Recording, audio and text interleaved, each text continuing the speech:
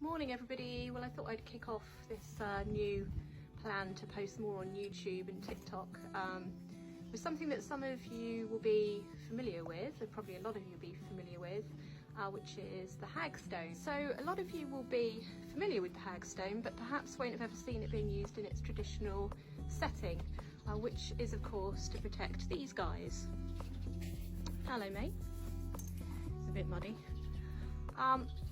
So the Hag Stone, or the Hag Stone necklace, was generally hung sort of above stables or inside stables to protect from all sorts of malign spirits, such as pixies and fairies and demons. You know, it's all sort of changed throughout history as we've come down through the years.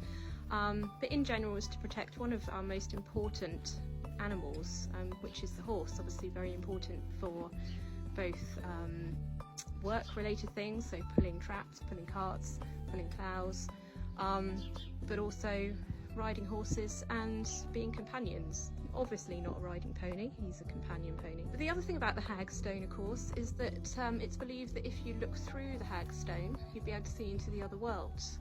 You'd be able to see the pixies and the fairies and the demons and all of these malign spirits that are allegedly supposed to upset your horse. And one of the things that they allegedly did was do something called ride your horse ragged. So you'd come up in the morning to get your horse out of the stable and it would be all sweated up, and the belief was that it had been ridden around the field again and again and again at a full gallop by the fairies.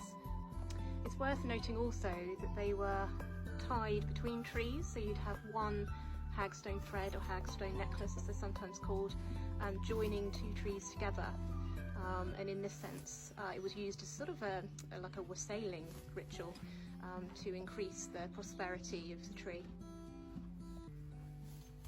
Obviously in the New Forest here it's also linked to the cult pixie, which is a spirit or a demon, a malign spirit, who was associated with the bogs of the moor.